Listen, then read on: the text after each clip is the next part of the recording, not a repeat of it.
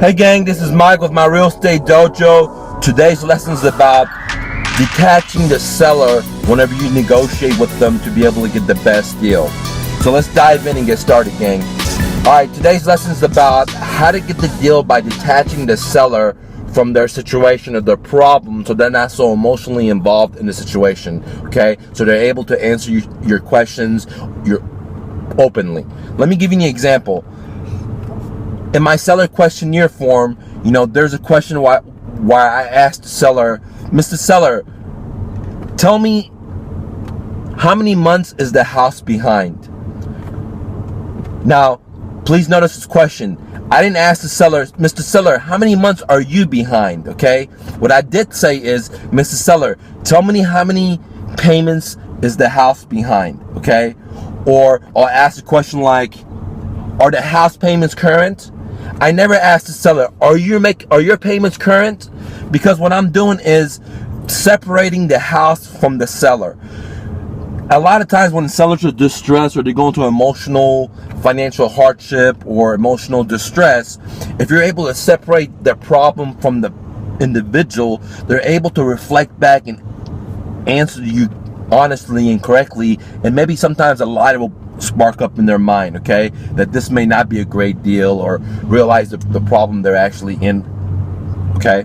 So simply put, you have to detach the seller from the property or the problems or the finances. And a great way that I do that is, instead of talking about, hey Mr. Seller, what's your monthly house payments? Or hey Mr. Seller, is the house payment correct? Hey Mr. Seller, are you behind on payments? I take the seller out of the equation 100%, and what I say is the house. I say, hey Mr. Seller, what is the house payments? Hey Mr. Seller, how many months is the house behind? Hey Mr. Seller, etc. So I'm talking about the house and separating the seller. So the house is here and I'm saying, how many payments is the house behind? Okay. That way the seller does not feel like I'm aiming or doesn't have anything to be embarrassed about. Now, this sounds like really simple, guys, and elementary, but I promise you, if you talk to a distressed seller and you ask him, well, how many payments are you behind, Mr. Seller? He or she may get offended, might not give you the answer honestly. But if you just try, hey Mr. Seller, how many payments is the house behind, and separate that house from that seller's personal ego or emotion or self-esteem, then he or she's going to be able to reflect and give you honest answers. And that's one of the main keys of a master salesperson, is that you're not just always trying to close people, you're actually trying to separate them and make them feel less fear, less anxiety, to be able to connect with them and tell them, hey, you really understand their situation, you can really help them out and create a win-win situation. So that is what a master sales guy does. You really have to care about people, and one way to really care about somebody is to know that they're in pain and try to take the pressure off the pain so they could open up to you and so you could solve their problem. Because as an investor, when we deal with motivated sellers, we're problem solvers, and that's the key of having success. So simply put, pull the seller away from their problem or their house or their emotion, and then start talking to them as if that problem was totally different than who they are, okay? That's the key.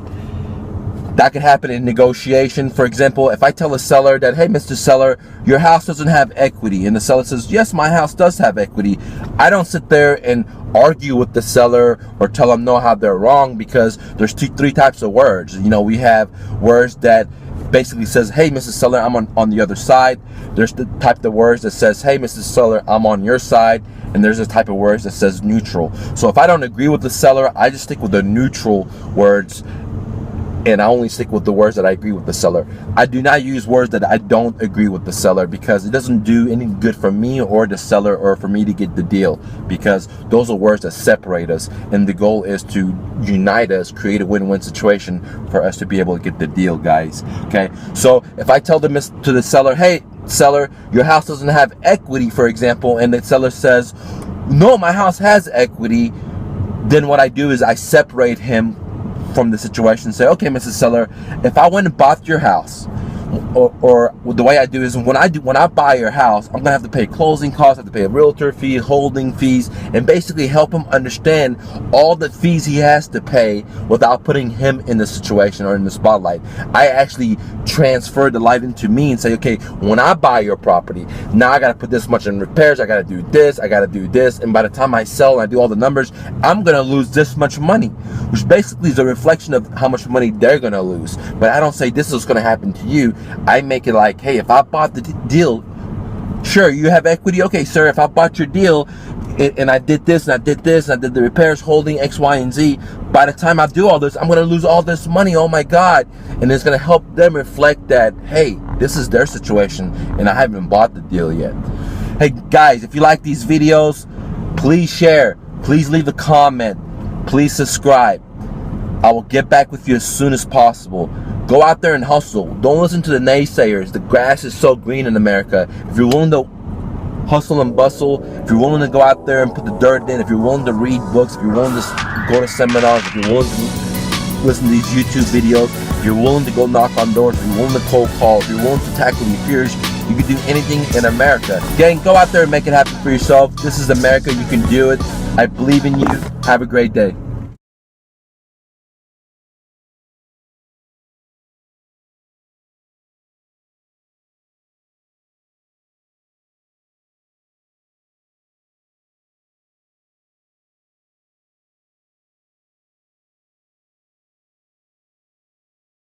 Real quick, download my free book, Real Estate Investing for Beginners, the ultimate starter guide at myrealestatedojo.com, where I teach you how to find motivated sellers, buy their homes at a deep discount, and then have the seller become your own private bank. Subject to, get it now. One more thing, if you're looking for private one-on-one help when it comes to real estate investing, then consider joining my academy where you sit down with me one-on-one. 2, you get monthly coaching.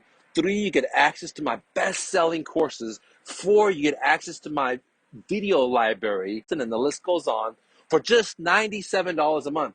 Join me now at mrnofluff.com. Lastly, the best six-figure side hustle, bicycle flipping. Want to see how? Here's a behind-the-scene video how I did it. Go to thebestsidehustle.mrnofluff.com. Now let's get back to the content.